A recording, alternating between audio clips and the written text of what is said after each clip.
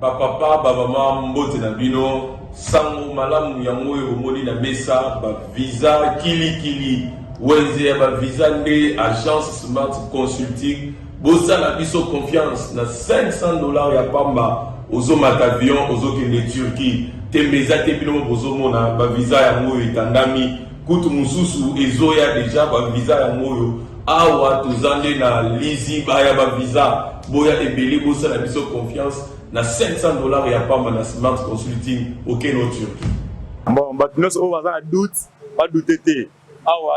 Na agence Smart Consulting, ils ont assurance, ils ont rapidité. Ozola nanga camarade, cousin, ils ont blague tes en notre côté, la réalité.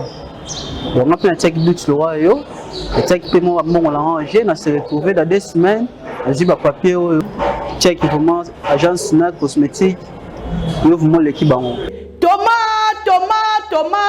talandenge ba visa esi ekwaye belé awa na agence de voyage Smart Consulting na $500 ya pamba. OK, ina yo mboka papaya. Peuple congolais, mbote na bino, to leka ki déjà mala liboso, o eza deuxième fois to leka lisusu ba visa yango yo, ya to eza ya Canada, la fois passée to ba ki za ki pour la Turquie. Les lots yango eza ya Canada, $500 ya papa. Ozo voyager, ozo ke le Canada, tourna yo pe ezali. Les Canadiens Smart Consulting, nous en avons encore Willery, $500 ya papa au voyager. Ok na yo Canada, ok kotanga to ok tourisme. Tozo zela yo boya ebele na $500 ya papa. Bokei na bino na Canada, merci. Biso tokolemba te kolobati. Agence de voyage à l'Okuta bako pakatambangu Smart Consulting bazabana Smart Consulting. Merci Mbote Nabino Nyos, Sika Bozali, Congolais de père et de mère, Congolais d'un seul côté. Mandeko Nyos, la République démocratique du Congo comme seconde patrie pour Nabango, Topé Sibino Mbote. Jeudi 1er septembre 2022. À 4 jours, il y a rentrée scolaire où ils allaient prévu bongo mokolo à lundi 5 septembre. Rentrée scolaire, ils allaient prévu mokolo à lundi 5 septembre. Le ministre Tony Mwaba a lancé en go na ngandajika. Et ça repose à l'ego pour la rentrée scolaire oyo. Nzambe azo le coup pour être gouvernement na nzela ministère wana ya PST na wakati ya ministre Tony Mwaba. Basalaki na lombango baboyaki kozela kitoko na rentrée pona ko solola na bandeko enseignant pona ko solola na ban syndical basolaki na bango déjà pe baza ko rassurer na biso rentrée scolaire moko apaisé batango bato baza ko panza basango mabe ko rentrée scolaire reporter rentrée scolaire sali boité ministre du ministère ya PST baza ko rassurer biso que rentrée scolaire za bel et bien le 5 septembre peut être rentrée moko apaisé. Tu vois, que nous allons rentrer trop mouvementé, soit grève, soit boycotté. Mais cette fois-ci, nous sur l'amitié, d'accord, pour une raison que ça, causons Ganzela et Kelasi, mon collègue lundi 5 septembre.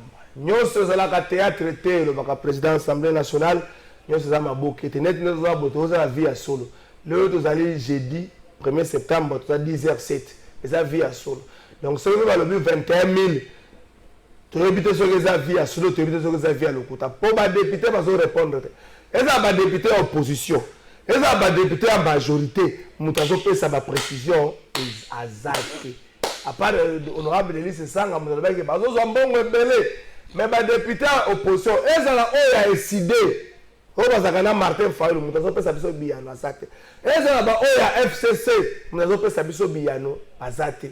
Pas si peu pratique en langue. Ba député ba bombi likamba li foot na bango lokola kaka de chat. Ba député ba comme si li foot na bango kaka de chat. Et ba nakate chat et c'est ka sala ka ba grand besoin na nyau. C'est ka sala ka ba grand besoin na mona nakate. Boko mona ka nyau azo leka leka mona ke c'est ka kotsa ke aliaki mais c'est ka zo bimisa bozo mona te. Nyau alinga ko vie mo ko bata mais comme lokola vie ba député li foot na bango ba bombi yango kaka de chat. Pona nini? To ko sala ngo na émission. Botala Makambo. Dès que nous avons la fiche de paye, la fiche de paye. nakisa oyo esika oyo ezala bapointe omona bamwa honorable André Ntambo omoni wana soki ozoome yango na mois okomona soki eza mois de janvier fiche de paye wana eza ya mois de janvier mais soki osenga se basigne yango le 22 juillet 2022 kombo soki otali kuna eza honorable André Ntambo ngai lobi nazwi telefone na solo na honorable André Ntambo dete kende changer zo mosusu bakomona eza la même personne date ya le 22 juillet eza mpeka le 22 juillet omoni oyo honorable André Ntambo moi je crois entre février to mai mais signature ezala le 22 août et juillet na solo na honorable André Ntambo na tuni honorable yo aosambo na ba réseaux sociaux lisola lifuti na yo ebimi ebele mais obima kaka na jour moko ozwaki fiche de paye ayebisi na ngai ke azongaki mokolo ya mardi nda autaki poto azongaki na Kinshasa akendaki kozwa ba soins de santé mais mpo kende na poto esengaki alakisaki azali mosali ke azwaka mwa lifuta yango wana badokima wana basalelaki ye nakoyamba ye mokolo ya lendi me nga mpe na mituni wana atunaki na ye te na mituni kaka honorable donc ntango bozwaka mbongo fiche de paye ezalaka te ndenge nini fiche de paye efo ebima nyonso mokolo moko mpo ozovoyage mpo soki ozalaki nango ata ebeba efatokisa moma moke bakoki kosala ata photocopie babimisi wana bozomona yango le 21 janvier detelaki bakozu foto mosusu eza kuna oyo sikoyo moto azosenga bapreuve ya payement wana mpo akota na ambassade fungola yango mpenza fungola yango aosala na question ya assemblée nationale bapreuve demande de bulletin de paye de 3 mois de 3 derniers mois soko na mituni ndenge bozolaka mbongo bozwaka babulletin de paye ebimaka te bozwaka yango te so oyo explication nini peuple a comprendre ndete fungola yango mpenza bato bamona yango fungola yango pardon nakosuka yango présente bainvité fungola yango awa boye ezali ya honorable Ogi Kalonji azosenga babulletin ya 3 derniers mois po ete akotisa yango na ambassade moko preuve ke asalaka bosala moko azalaka na lifuti bongo bapesa na ye visa asengi sikoyo nga motuna ezali ntango neti bokozwa mbongo ya août oyo bokozwa bulletin de paye te fiche de paye na oyo kozwa yango te okozwi nano mbongo jour okozwa na posa fiche de paye okosenga fiche de paye natuni kaka na badepute nalobi likambo moko te natuni bato na émission nde bakokomante honorable André Ntambo akozala na biso na émission mokolo ya lendi tokobeta lisolo ya baemoluma na bango Ados Nombasi lobi azalaki na point de presse des propositions de loi asali mais Ados Nombasi batuni ye likambo ya lifuti alobi akolobela yango mikolo ezoya honorable Delice Sanga ya confirmé ke bazwaka mwa mosolo mwa ebele tondimela nani 91 jours bunagana na maboko ya ba 1 gouvernement aza korassuré ke makambo ezotiama po ete korécupere parti wana République démocratique du Congo na mituni 91 jours 3 mois esengeli susu tondimela po toyoki to esengeli tomona sans pour autant toyoka makambo oyo bakoyebisa na biso bato baza na plateau bakomela mwa moke kokomante yango na émission na biso ya mokwale 3 invités azoprésente bango bongo toke na régie tolanda élément oyo ya honorable Ados Nombasi azali liboso ya bapanzi sango mokolo alobi Alain Madilou porte-parole ya UNC na pesi yo mbote UNC banda Vital Kamerhe abima UNC ondie bakoma kowela okam leadership na Grand Kivu koma UNC aloba boye AFDC aloba boye mais au moins bino so bozaba na Grand Kivu mokambi na bino pe mokambi AFDC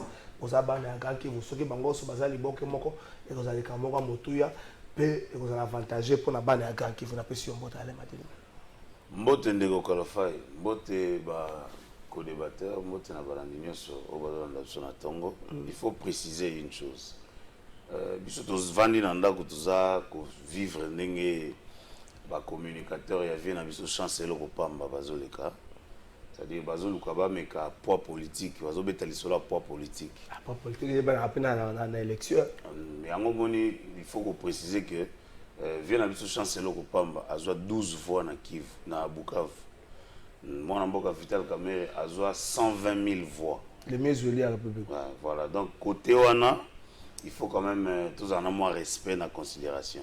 Et pendant que cash Zobunda pour nous lutter contre pour nous au pouvoir, les chanceliers au Pambadagi na kati ya campagne, sa campagne ya l'économie Shadrach. T'es chalé Manuel Shadrach. Ça c'est là au Pamba na ebiete mais na biki Shadrach ça est candidat ça qui Manuel Shadrach. Voilà, ça la campagne kuna. Les locaux kadisa na il faut préciser que moi Mboka Vital quand même étant à Kabouani na ancien président avait 1 année et demie pendant ça la partie, c'est-à-dire il a pris son temps pour consommer séparation. C'est-à-dire qu'on changeait la politique et c'est un aperçu clair dans l'avenir.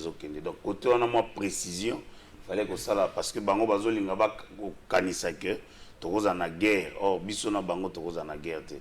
Biso za parti politique, bango za regroupement politique. Et biso toza na ba membre ozo sur terrain, bango ba na ba drapeau ebele. Précision à d'abord Kokota Makamwana, Janon Lopepe, l'homme de l'audit de l'IGF, la pression Mbota. Mbota na au trésor, merci pour l'invitation. On a pu également Mbota na l'évolution Madilou et également na collaborateur à la gauche na Mbota. Merci. Maître Nicolas Lenga, secrétaire général adjoint et à parti politique en vol, il y a Délice Sanga, où il y a un député que va député Bazorambon et Belé. C'est ça, elle moko atambola contre courant par rapport à Makambo Belé, ça dans l'Assemblée nationale. Ah, bah député va comme ko tata banana niveau moko ma député. Na mon député moko le bien fallu la zali morne politique. Vraiment. Ata parler les cas. À un certain moment, arrêtez d'enseigner à jeunes gens qui te causent la facilité à ba qualificatif moko chargé. Fallu la za mokolo na en âge. Faut que bandi politique yo za ina ba problème na yo okoma na makamba le seulement que betamaki wa pona yo le seulement que betamaki wa calamité je crois na début à le seulement que betamaki pour na député wana est-ce que ceux qui font le bic besoin ka 21000 ezala yango il faut okoma na ba qualificatif wana to sungana za malamu mingi pensa te maître Nicolas Lenga la pression Mbote ndeko trésor Kalafai ezalaka toujours le coup mpe sengo ya koya o etando eke ayo po ya kosangisa makanisi na tina ya matali mboka na biso Congo na pesi mbote mingi na bandeko oyo tozali na bango lisanga awa tokosangisa makanisi ndeko Madilu ndeko Lopepe na pesi bango mbote kasi na pesi mbote mingi na bandeko oyo bakolanda ba congolaise congolais oyo bakolanda biso parce que oyebi émission na bato balandaka yango mingi parce ezala na pertinence ebele bato bayaka awa pona ko solola makambo matali ekolo te pona ko sala oyo tomonaka kiwenge na politique na pesio longonya parce que émission na yo quand même relevera débat pe salaka moi choix ya bandeko oyo esengeli baya pona ko sangisa makanisi na pesio merci pe na pesio mokako soit na yebi que émission na yo ko kisaki mbula mibale c'est le bango maître Lenga azalaki parmi les tout premiers invités à plateau de vérité le 31 août 2021 maître Nicolas Lenga Adrien Malenga puis Gérard Lenga bango so na ba elle na ba kombo na bango bazaki les 3 premiers invités à plateau de vérité le plateau de vérité ko kisaki 2 ans jour pour jour depuis soko moni moto na kombo na elle les ali donc ma elle les moi ya kokoka sika na pesi vraiment bon anniversaire na émission na yo mais mingi succès et bon vent pour la suite parce que na yebi que oeza e bandela émission komata kasi kobunga nzela te poto komona ebele ekomi ya kolakisa yo za journaliste komo lakisa ba tendance politique omi ko sala boete arbitre atakumisa équipe na yeme na terrain azalaka naître bosalaka effort ya kotikala naître bino en tant que ba journaliste a journaliste bolongo la molimo fekofa na nete so bongama boye pona championnat toyebi nani akozala champion toyebi ndenge nini ekosukela donc eloko moko te toyebi tokobela toyebi ndenge nini ekosukela tolongola molimo fekofa na mose na métier na biso ava tokende na régie asengana kena na régie c'est bon tokende na régie tozwa élément oyo point de presse ya mwana mboka Dos Ndombasi des propositions de loi oyo abongisi pour la session de septembre tokende na régie toyoka likamba mosolo ya na 21000 ados alobi akozongela ngo na mwa mikolo ezoya tokende na régie Des projets de loi du député national Ados Nombassi, élu de la Funa, dont la proposition de loi portant administration de soins d'urgence et préhospitalière et celle portant création et organisation de la profession de sapeur-pompier ont été présentées à la presse ce mercredi à Kinshasa avant l'ouverture de la session de septembre au Parlement. L'élu du peuple a profité de cette occasion pour donner quelques motivations. S'agissant des motivations, ayant présidé à l'élaboration de ces propositions de loi, il convient de rappeler que notre pays fait face à de nombreux défis de nature diverse. La population congolaise est en proie à la crise de sécurité, aussi bien dans le domaine de la santé que dans celui de la protection civile. Concernant la proposition de loi portant administration des soins d'urgence et préhospitalière, Ados Nombassi estime qu'elle va fixer le principe fondamentaux relatif à l'organisation et à l'administration des soins préhospitaliers en RDC. Elle fixe les principes fondamentaux relatifs à l'organisation et l'administration des soins préhospitaliers en République démocratique du Congo et s'applique au personnel de santé, aux établissements sanitaires, aux victimes des accidents et des catastrophes naturelles et à toute personne dont l'état de santé nécessite une intervention médicale urgente. Articles 1er et 2. En ce qui concerne l'autre proposition de loi portant création et organisation de la profession des sapeurs-pompiers, le leader de la Funa pense que le métier des sapeurs-pompiers sera classé parmi les métiers libéraux comme tant d'autres et les conditions de l'accès à la profession seront définies par la loi pour ne pas recruter n'importe qui pour la beauté de ces métiers. Le métier de sapeur-pompier constitue désormais une profession libérale, au même titre que la profession d'avocat, la profession d'officier. Les conditions d'accès à la profession de sapeur-pompier sont définies par la loi, notamment l'exigence de réussir au concours et de prêter serment avant d'exercer le métier. Article 3. Signalons que ces propositions de loi visent à améliorer la situation de toute la population congolaise dans le secteur de la santé et de la protection civile. Pour ce faire, le député national Ados Nombassi invite la population congolaise à adhérer massivement à ces propositions de loi afin qu'elles soient adoptées et promulguées.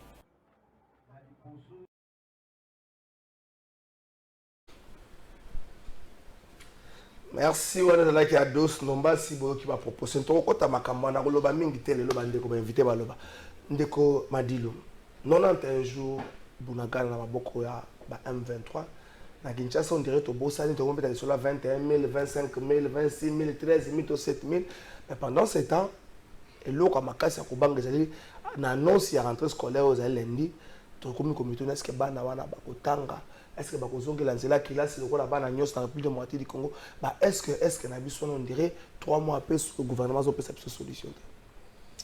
En tout cas ndeko Kalafai eza pasi parce que lelo tobeta lisolo ya plan de balkanisation mais et communauté ko s'apparenter net loko mobo ko za net moins normal et kitoko te parce que ba o baza na est la République baza ba congolais. Je pense que dans la rentrée politique, il y a mon Mboka Vital Kamerhe à Lubaki, que le bien-être n'a pas de couleur politique. Le bien-être n'a pas de couleur politique.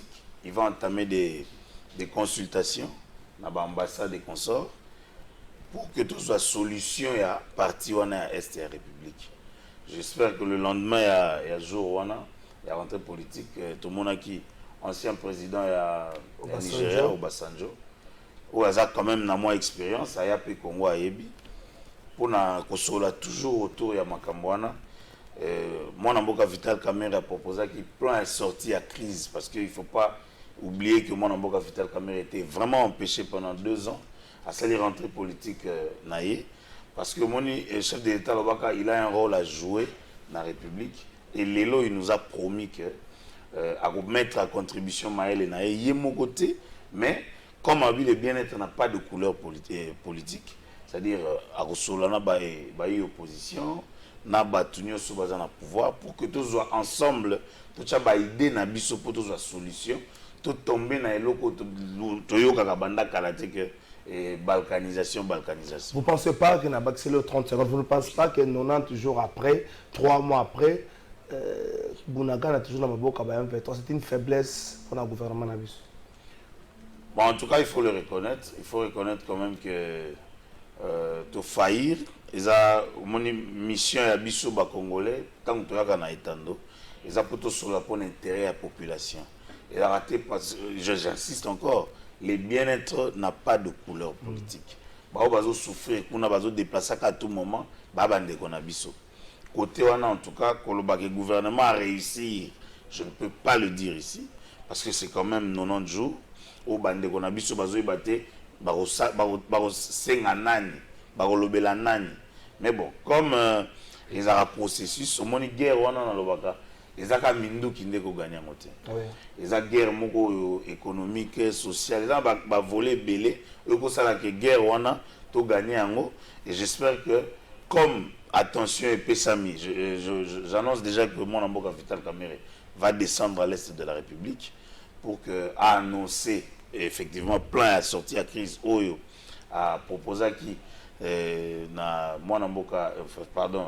l'ancien président du Nigeria et le président de la République et l'Obama qui est ministre des Affaires étrangères à Zalaki. Donc je pense que la solution ils aura tous les jours pour le bien-être et la population. La tangi na page ya Noëlla Aminata Lutumba Moka ba journaliste à Congo, il y a une position de l'armée attaquée par des Maï au nord de Butembo dans le nord Kivu. Est-ce que le gouvernement congolais a failli? Est-ce que les pouvoirs en place ont traité le problème Oyo?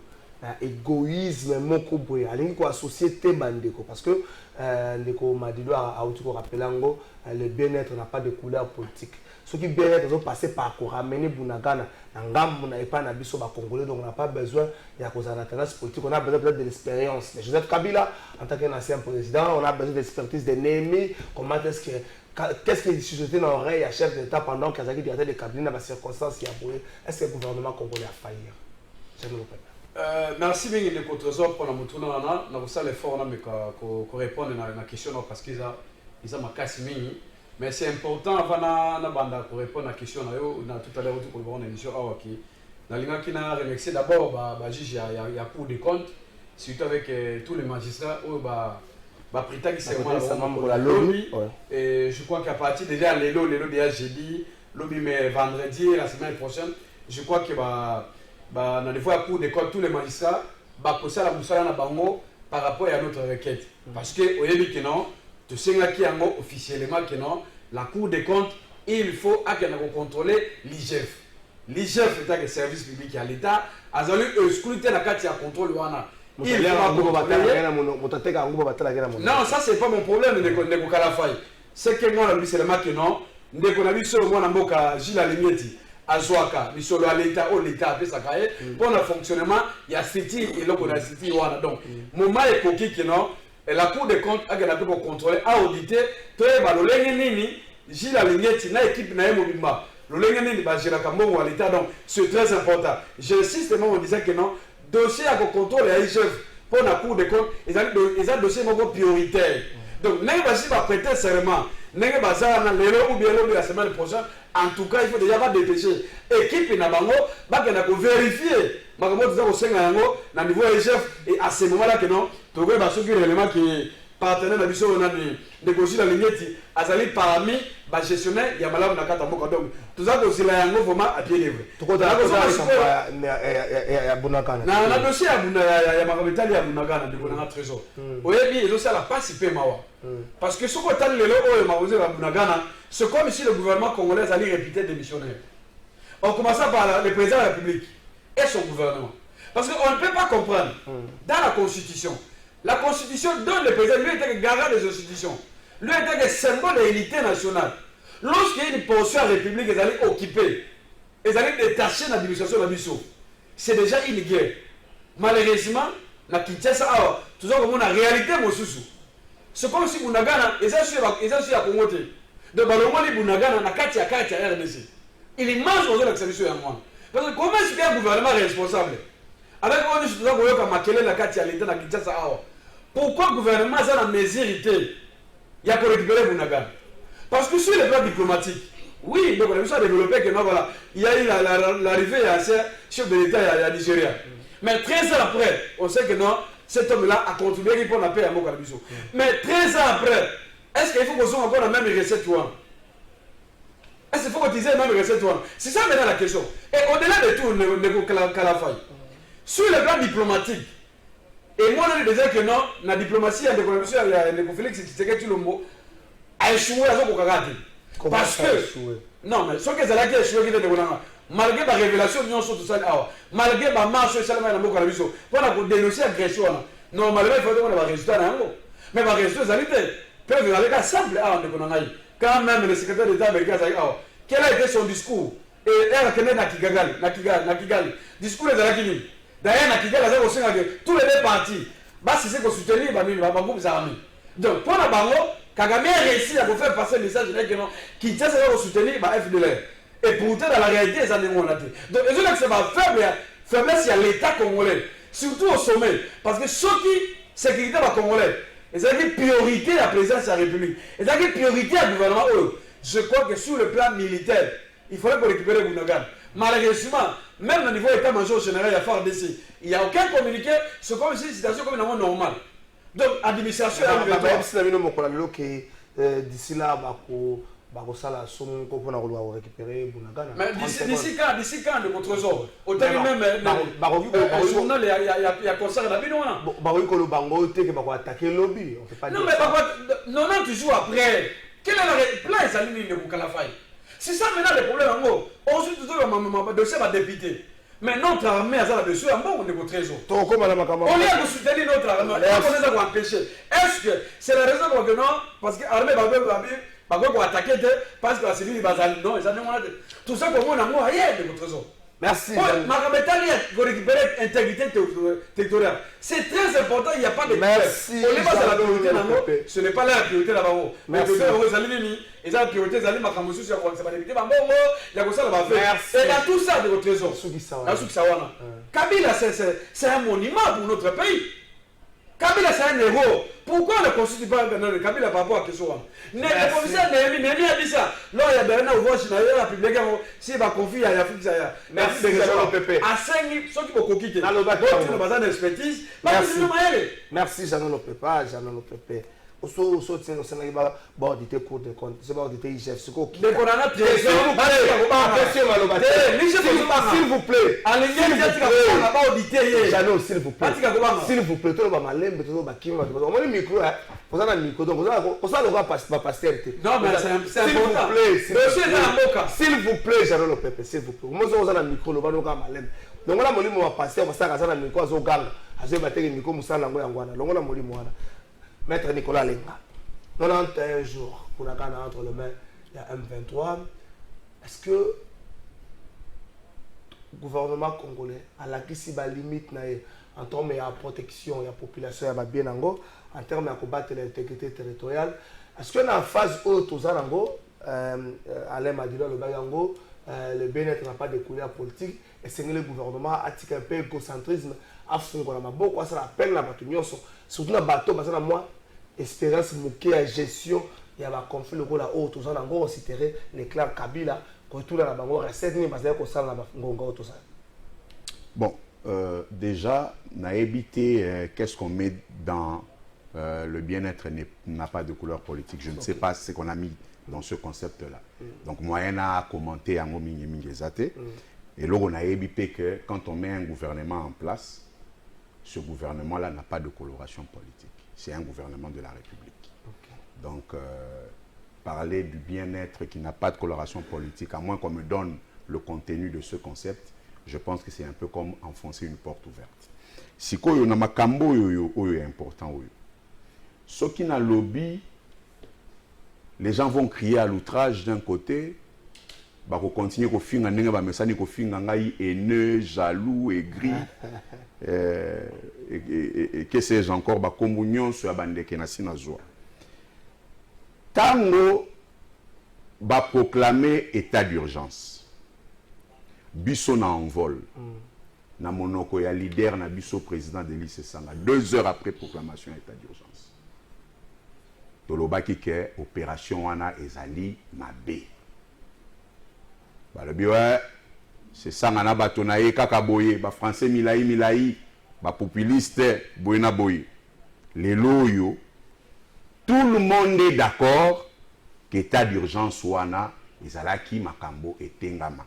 Comment voulez-vous que en plein état d'urgence Bazoua Bunagana pendant 91 jours, c'est-à-dire tout un trimestre, pe Mampinga Bakokoka pour récupérer Bunagana pendant 3 mois sous état d'urgence.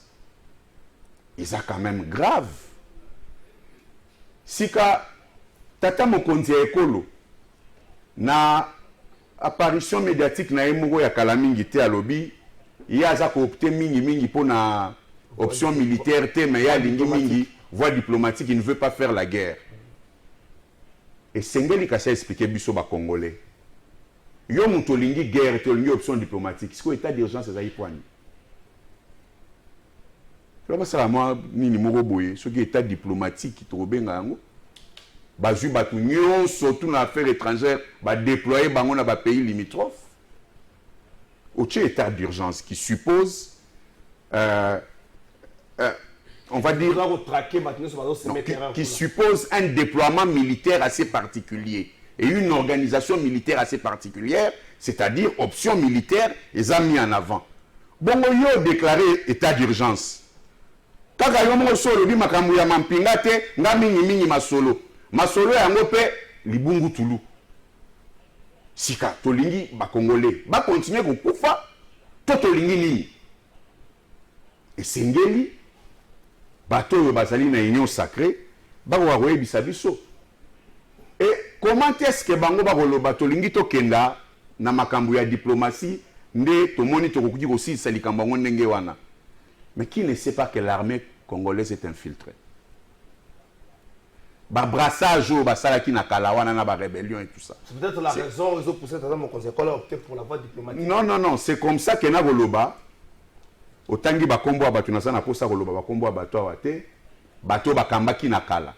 Balobi bango baza na expertise. Ba ko consulter bango c'est quand même un toupé. Bango nde basala ba brassage wana. Expertise au ba nango yango wana ya kopesa. À un moment donné, je pense que motona moto sengela za na moi dose ya honnêteté na humilité ya kokangama munoko. Citoyen Mbosso alobaki na nkukute alobi du haut de la chair ya Assemblée nationale que ba député bazali ba ezana ba député bazali impliqué na makambo kolekana na est. Mais ba ko beta ekara moto moko te akotuna ye yo lobi ba député bazé impliqué ba député ngo banani boni ti sikoyo boko tia bango te deva bazuzi bongo ba expliquer. Mais ba député wana bazé impliqué wana ba ko sope $21,000. Oh, est-ce que vous monate que ça bondoki? Allez bato ya lolenge wana baloba ba ko travailler pour na mboka. Di bossa la calcul moko ya muke na ndako. $21,000 multiplié par 500 députés. Na moi moko et ça dit $10,500,000. Na moi moko. $10,500,000. Oyo Mbosso na ba collègue na ye ba ko bukuta chaque mois. Ba délice sanga. Tokokoma o place wana. Tokokoma place wana. Na mboka oyo ezali na guerre boye. Assemblée nationale kaka na ba 21,000 wana. Soko selengo en une année. Et ko sala yo $126 millions. Est-ce que mon solo wana ekoki ko pesa matin na secteur ya armée pour na ko améliorer tant soit peu ko outiller armée na biso pour ya ko sala avancer. Au moins bango ba ko pesa bo moina bango. Na Assemblée nationale wana sur 500 députés, à peu près 121 na contact ya ngolobi. 123 députés nde basala ka musala. Les mais j'en ai ça yo. Au contact on ani. Mais yo zali journaliste. Ya ngona ko yanola yo za journaliste ko sala investigation te. Banda législature et bandi ba député ba kosala musala to bi musala ba député za net ko légiférer ko sala contrôle parlementaire ba oyo ba participer na ba débat ba oyo ba bakisaka virgule na ba proposition te wana te ba oyo ba bakisaka virgule na ba proposition de loi oyo envoie la memaka na par le truchement ya président na e oyebi biso mutu sala ba loi tout ça bisala sala ya baloi ezali ya solo na tie moto tout au défi tika ngai na cité bande ko ba juste 5 minutes na la sali 3 minutes na kotala tika na silisa na chité sikoyo bokoyebisa biso que nous avons affaire à des responsables oyo bakozwa 10 500 000 chaque mois et encore ça c'est au bas mot chaque mois bakopesa na badéputé oyo bakosala eloko te bazwi balissade bamamiki bango na kati ya badepute wana baoyo mpe baza implike na makambo ekolekaka na este oyo tata mokonzi alobi ye alingi na ye kaka kosolola na diplomatie. Est-ce que diplomatie elakisi kaka kozwa baavion? Merci maître Nicolas Lenga. Ah, les foot ya badepute Maurice ndenge ozolembisa elongi na ngambo ya région kuna soki batyo ata na 12 000 okochange mwa comportement Freddy ne azotomba na maboko Freddy a DT ya Congo boka sana zobwaka ba DT ya Congo soki bachi ata na 3500 mais Freddy na éviter soko kozala na condition ni Clovis awa zamta na plateau cameraman hapa soki bachi ata na 1500 na nazobanga ne Clovis abala 3 fois na lobite ke ba salaire wana eza bongo mais nazo mituna ela konesa ke ba politicien babala ka ibele ezaka makambo te na lobite ke sa ba ozo 21000 mais natuna elo konesa ke babala ibele na bibete bango nyonso.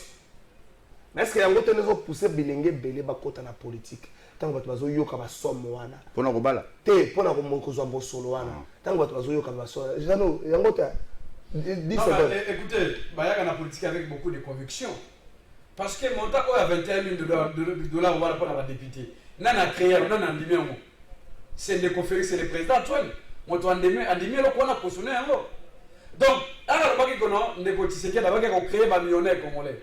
Donc, à créer un millionnaire politicien. Merci, merci. Mais ça nous certifie les camarades. Allez, m'a dit que tu as ramené les Cambongo à 21 000 dollars. Alors, c'est ça, même pas Martin Fellé. Parce que ça n'est pas Perrault. Ce n'est pas Martin Fellé. Pas Perrault qui n'est pas en train mais tant que Martin Fellé annonce, avec un communiqué, après, des lycées ça là, a confirmé à l'objet, à Bandara Koutoukolo, Makambo, Bandakara, Bozaginde Koyoka a été à CPN, pour être à Monaki Jamar Kaboun, à s'inscrire dans la logique, voilà, à Moni Martin Fellé pas s'inscrire dans la logique, voilà. Mais quand c'est un document dans la kisa, mon collègue à lobby, honorable André Tamboué. Hier, vous avez dit que l'honorable c'est ça que vous avez dit, et locaux, n'a pas de choses à faire. Babimisi, fiche de paye, il y a 2 ans, fiche de paye, il y a. Fiche de paye, Babimisi, il y a janvier, il y a février, il y a mars, il y a mai, il y a avril, il y a mai, il y a juin, il y a juillet. Dans le cas de la fiche, vous avez dit janvier, mais la CEB a signé le 22 juillet. Il y a février, va commis février, le 22 juillet. Ayebi singaye pour la pression là que non, a sengaki yango na ngonga moko oyo bonga ko kene kozwa ba soin na niveau ya libanda. Wana na longoli faswa. Mais batu mususu bakambo botala mukanda oyo ya honorable Ogi Kalonji, botala mukanda na ye. Demande ya ba fiche wana ya 3 derniers mois pour avoir visa. Bon demande de bulletin de paie de 3 derniers mois. Ce qu'on va trouver mituni, il y a un parlement tant que va trouver un bon bulletin de paie ça la raté et puis maka ndengona il y a un ça 21 minutes ou 26 pour na bato mususu. Est-ce que cette somme ngala le but que ça est vrai? Ngai na zo confirmer le comme côté. Mais ndenge bimi jusque là bato ba yeli bisona ont des éléments contraires au nous a certifié. Je dis pas que c'est que Martin Fayulu a dit vrai. Est-ce que et tungisi nangonga oyo population congolaise et tungisi ba secteur mususu ya république ya vie congolaise ba enseignant ba militaire ba autre ko yoka ke lisola ba député débat ba ça les a 200 000 ya 200 dollars te ezali à 21 000 bato bano bakezaka bongo te bato bano bakezaka bongo ndeko to kala fay omoni il faut ko lingamboko hein. Et là, on a l'ingara penza mingi te pas honorable Delis Sang za ko profiter na ba occasion. C'est-à-dire c'est pour na ba intérêt na ye atikaka lamuka asala campagne pour na Félix Tshisekedi pour éviter bastion ezaki ya Félix Tshisekedi. Tanga zolo ba ya lobaka senga baisse réduction réduction ya 39e institution. Les lots babimisi montant, il ne faut pas s'accrocher. Et là, au moment où on a constaté dans le il ne faut pas te rappeler que ça, le peuple n'a pas dit que Zobaye. C'est-à-dire na dossier oyo tout honorable Ados Ndombasi a PC réponse te. Alors bien ozongela ngo. Bango nyonso o bazobima. Bazana précision te. Parce que ngana basoso mususu na yoka kezaka 25 000. Ba préciser ngai même honorable André Tamboye bisingai ya ba biloko ça la ke baninga musu bazo ebele. Par exemple participation dans la plénière. Albié depuis un certain temps dans le débat par exemple à l'heure électorale et autres qui participer dans la plénière parce que famille politique na et boycotté qui makambo. Voilà, yango nazako loba. Mwana mboka lobia wa bango baza bisala sala ya baloi. Mais ngape na loba na bango beaucoup ma vulgariser baloi. Parce que population atinda député dans l'Assemblée nationale non seulement pas initier la loi éthique à la bongo, mais par rappel la mission pour vulgariser la loi au bango ba créer. Et ce qu'on t'a dit dans likambu oyo, au sentir que les députés nyonso ba komi liboke. Parce que bango nyonso ba bénéficiaire, il y a bambongo wana. Il y a avantage wana. Et ça ba avantage au bango nyonso bazaka na certes il y a des équilibres net qui n'a pas information toujours kaka muke que ils en a ba o bazaka moi mingi na ba bazaka mingi penza te mais bazaka quand même ils en a pourcentage pour l'appartenance à l'union sacrée. Bon soit mais awa tout ça ce qu'on a besoin pour que débat ait un sens ait un corps il faudrait que ba même la biso ba élément c'est-à-dire déclaration oui et là autour de la population ça manipulation au ça déclaration au lobby mais il y a la biso ba élément probant que non on a le lobby qui est député à 25 000 ou 21 000 dans la rubrique ça oyo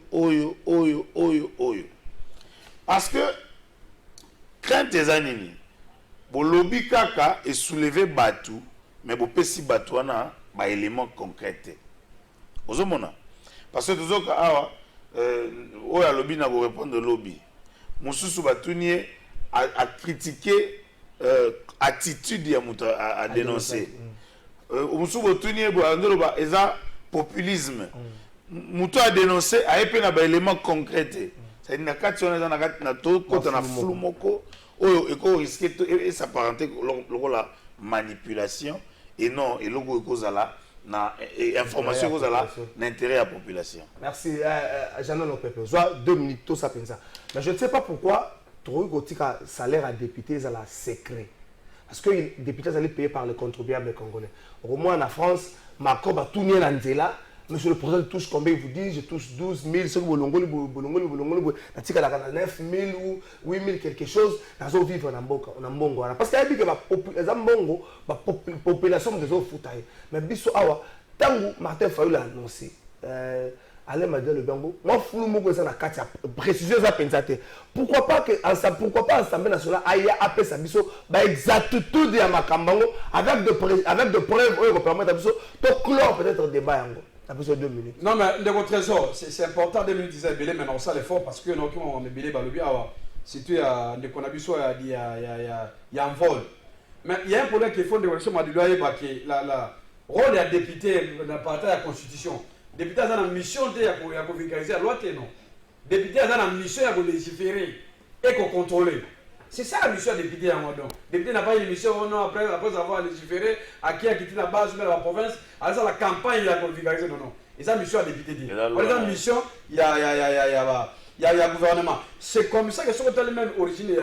il y a des marches là-dessus le à l'Assemblée nationale les contrats des entreprises publiques à l'État et ça la malsouté tout est comment c'est à l'IGF à jouer mission wana à montre même l'Assemblée nationale ma prérogative n'est constitutionnelle il y a comment ça là parce que l'Assemblée nationale est là dans pour c'est comme ça que nous avons insisté par rapport il y a contrôle il y a coup de compte dans carte IGF wana mais ne même sauf foyer bah il y a on voit le ça là alors il y a azo critiquer azo fustiger brassage et mixage mais je crois qu'à l'époque il y a un pour ça dans le bloc nous sommes là être quand même un dialogue à Sainte City Deli c'est ça dans la quoi à ça qui na MLC bah pourtant qui a pas on a bango Donc, le mixage, c'est ça qui est la rébellion. Na MLC, y comme même soda MLC, on va la carte de mouvement, la rébellion. Bon, parce qu'il y a la carte armée.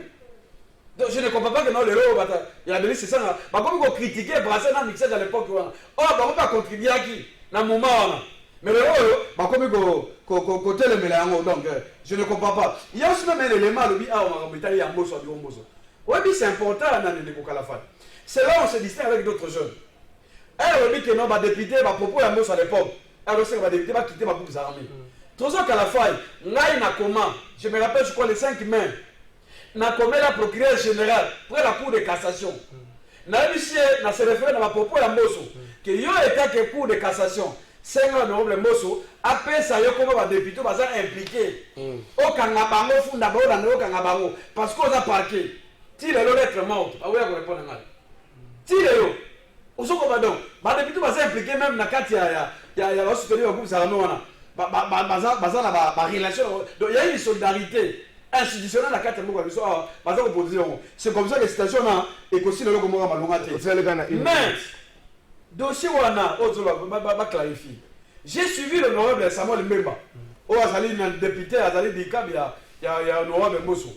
Il a réagi sur base de ma propos, il y a Martin Foll. Mais moi je demande à l'honorable Samuel Mbemba d'aller encore plus loin parce que si les propos il y a Martin Foll et ça le Kouta, nous demandons maintenant au bureau de l'Assemblée nationale.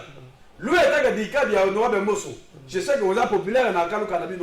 Mais, le moment est venu que Bill était dans l'Assemblée nationale. Bon, il s'appelle le Congolais, la vérité. Parce que ma version est tellement ébellée. Mais tu connais la langue de votre zone. Tu connais la langue.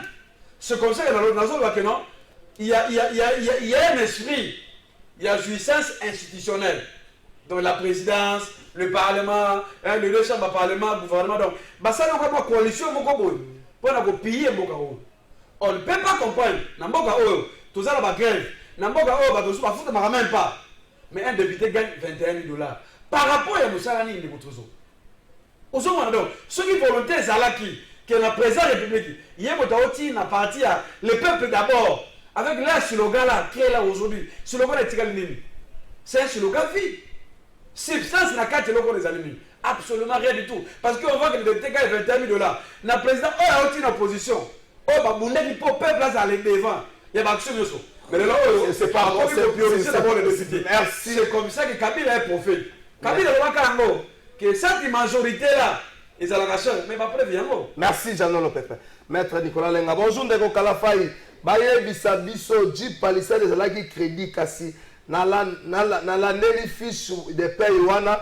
Na moni esika na moni rubrique véhicule les a 00 Théo Ndeko Paul Théo depuis quelque part maître Nicolas Lenga. Est-ce qu'on ne peut pas avoir une clarification de la part à bureau et à Assemblée nationale parce que Martin Fayulu étant président et à parti politique Moko Azana va député je ne pense pas qu'il y a le bas qui a kaka boyé à Mekima ballon d'essai dans l'opinion. C'est-à-dire il a collecté des éléments. Président dans le c'est ça. Atikali kolobesika monte que Martin Fayulu le beza le kuta le oui ba député ba toucha comme solo et belé. Vous ne pensez pas parce qu'il y a un flou na kata le kambo que bureau assemblée nationale et bongia sur kabiso et ça veut réellement ça député moko toucha combien. Merci Mingi, nalingi na répondre à la question oyo en 4 points. Na ebité sur 2 minutes au cas ozala na moins indulgence muke. Ya liboso nalingi koloba boye.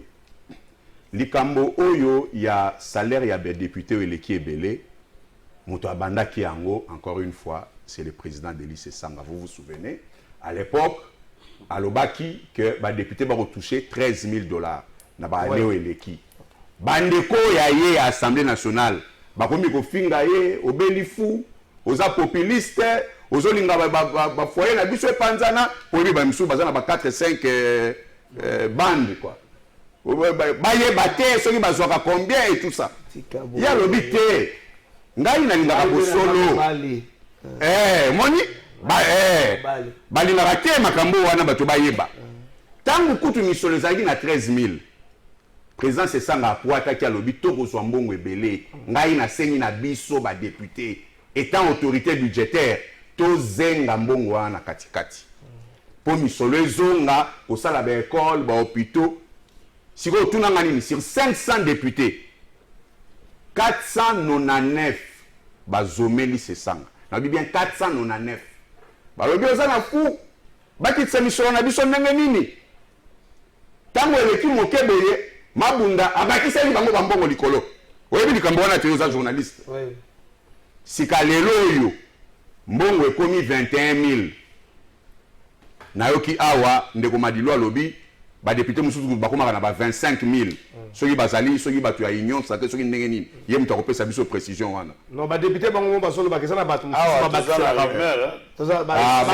soki eza rumeur olimbisa na solo moi-même je confirme c'est ça ngala oyo na montage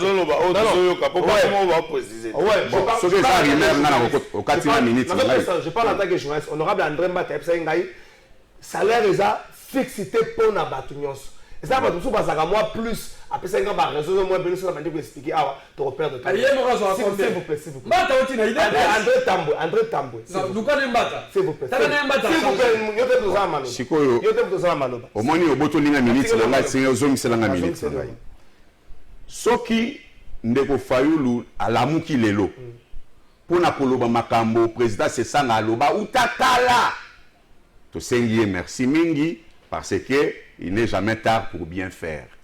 Kasi to contester makambo ya lobi pourquoi? Il y a zana ba député na kati assemblée nationale. Ba député na ye ba yebisi solo. Azakutu na suppléant na ye. Oya azwa ka 21000 wana. Tango botuni motuna wana na monsieur vérité. Demi c'est ça ngalobi oui. Ko tchakaka rubrique molima yango moko te rubrique moko babengaka kuna invisible mais expliquer nga ba invisible ndenge ça badongola meso boni biso to contribuer pour na kofuta bino nalingi ba ndeko ba otala biso bayeba assemblée nationale sénat et salaka mbongo te biso nde tofutaka bango basalaka mbongo te biso peuple nde tofutaka bango dete sunga biso na bulletin de paye wana bulletin wana ya mayuya tokota wana te soko bina panza yango wana baargument na kopanza yango biso nde tofutaka badepute wana bokomona wana na bao baza impliqué na makambo ya guerre na est biso nde tofutaka bango bino banani biso peuple voilà mais biso peuple te c'est la reine solo ba délice ça non mais peut-être afutaka ba impoté na lobi ata muso ya futaka impoté biso peuple biso nde tofutaka bango ba député sikoyo tango biso tofutaka ba impôt na ba taxe ezalaka officiel ezalaka ouvert ezalaka transparent pona biso na bango ekomi invisible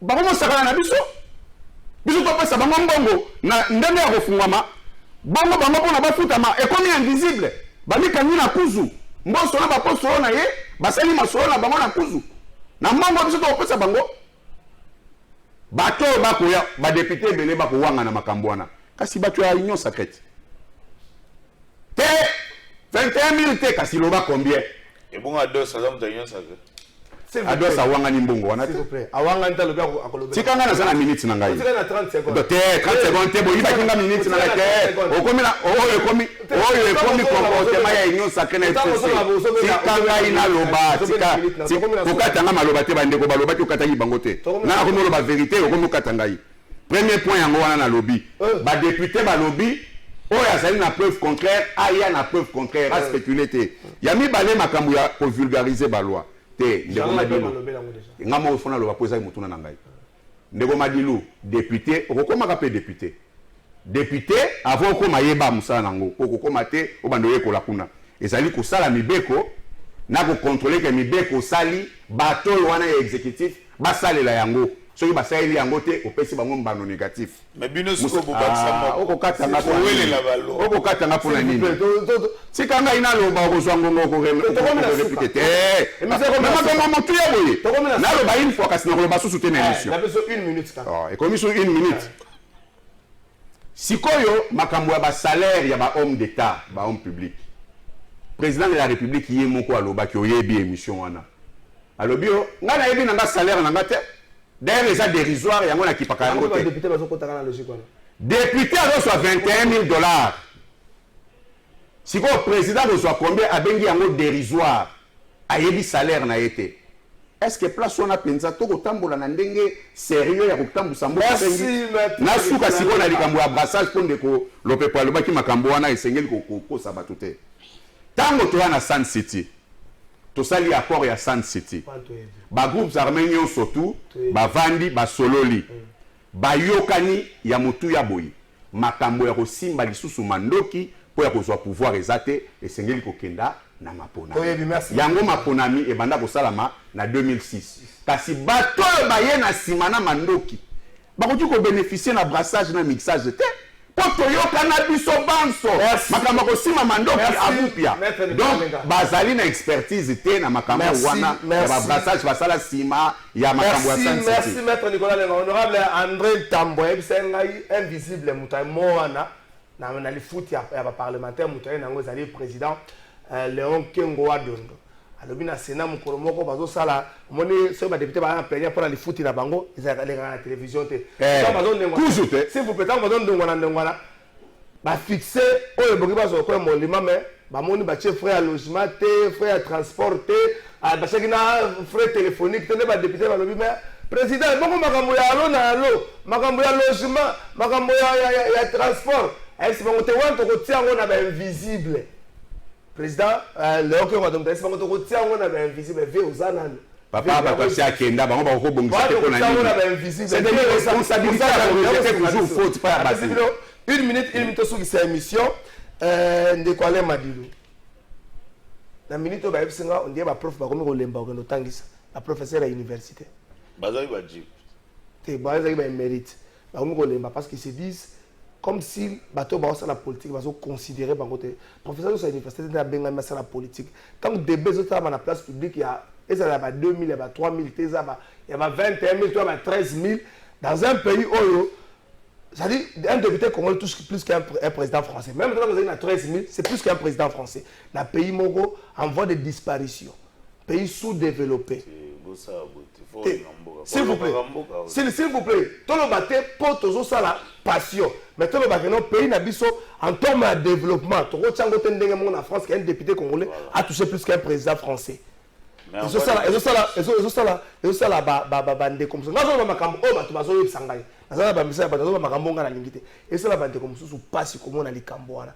à tout les changer de lecture la population vis-à-vis de l'homme politique. Une minute. Bon, au moni lelo photo ebelo komoko. Ah on a lobaki ndekolanga maître Nico bango babakisa lelo komoko na mission ba député ko la biso nde tout salaka. Na mission ya député bakoma pe ko welela ya na biloka ba welelaka basala pe vulgarisation. OK. Dans l'Assemblée nationale ba na package moko ça des araneti institution ba pesi bango mbongo. Moi ba ko pesa bango za so 3 millions zo nini ba pesi bango. Bango ba gérer na kati. Ba gérer bango na kati. Je pense que ba invisible ko kende peut-être na sens wana oza que na gestion mbongo na bango ba ko gérer.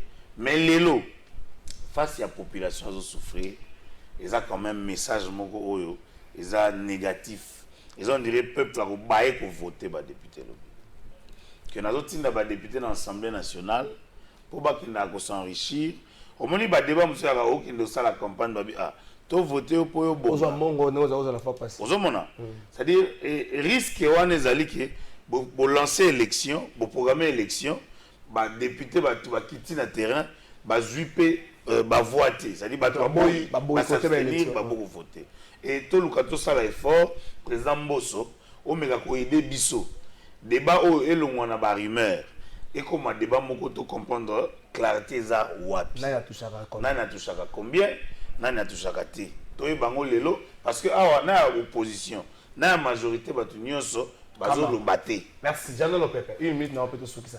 C'est débat pour la couche sous la société et comme ça la passe. Je l'ai dit, le Congo existe en termes de superficie, en termes de population, mais en termes de développement, le Congo est un peu pathologique. Comment est-ce que le Congo va toucher plus que le président d'un pays développé et ça, c'est ce que moi passe. Non, mais le trésor, et là, on a aussi un Congolais, et ça, au moins, la révélation à Némona. Naso banga ke tozo grève moko général ba tepisi news ba enseignant ba médecin donc couche yo sa population maintenant ba sali grève générale na moko on a pour mettre fin à la situation parce que sur les salles les moyens ceux qui les au moins société civile population ceux qui a renforcé mécanisme de pression vis-à-vis l'Assemblée nationale, vis-à-vis la gouvernance. Je crois que il faut qu'on a ciment de trésor. C'est que là, il y a des années de trésor. Là, le débat, c'est la réduction, il va train de faire l'institution. Ces réductions-là doivent d'abord commencer au niveau de la sommet à l'État, l'institution présidente de la République. Telle est ma présence à la République. On a multiplié. Non, mais écoutez, on a multiplié, on a créé combien d'agences? La carte, il y a la présence à la République. Beaucoup d'agences. Ils ont comporté le communauté. Non seulement ça, on a vu avec Kamer, lorsque Kamer a été directeur cabinet des cadres, Kamer a triplé le salaire. Donc, si vous avez 5 millions, à comment on a 15 millions? C'est grâce à Kamer. Aujourd'hui, la révolution, c'est un complot. Il faut. Merci. L'institution non. Timing de s'il vous plaît. Merci, s'il vous plaît, s'il vous plaît. Nalombango et Sengeli koyeba que atako bapesa l'Assemblée nationale frais de fonctionnement à gérer na ndenge na ye et Sengeli azala na devoir ya redevabilité. Et zambongo na yete et zambongo na biso to futaka bango et Sengeli ezala clair. Terme invisible na eza manque ya respect na ya sérieux vis-à-vis na biso population. Yami balé Sengeli batu bayeba. Biso en vol bisala sala ya baloi. Eza ko welela te papa botimo na Sengeli a reconnaître mona na ye. Tolobi boye réduction il y a train de vie de l'État. Tobandi ko beta 7 nango ça fait 4 ans.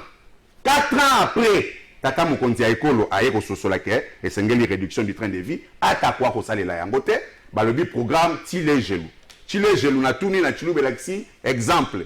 Kasi exemple ya relaxation, il y a réduction du train de vie te. Merci. Ba institution non surtout Sengeli bandi ma ko réduire ndenge président Sesanga atalisaki bango et ça sonité n'est jamais tard pour bien faire. Merci maître Nicolas Lenga, merci Jean Pepe.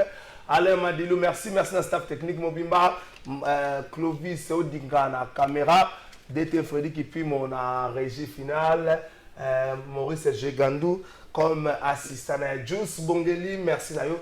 Nzamba Pambola Kingai, Mokolo ya Inane à plateau de vérité, Ezaki les 31, le 1er septembre, j'ai eu mon deuxième fils, Rolls Kalafay, Félicitations. Bon anniversaire. Bon anniversaire. Et monsieur Sili Tokuta Mokola, lui pour aussi sa semaine.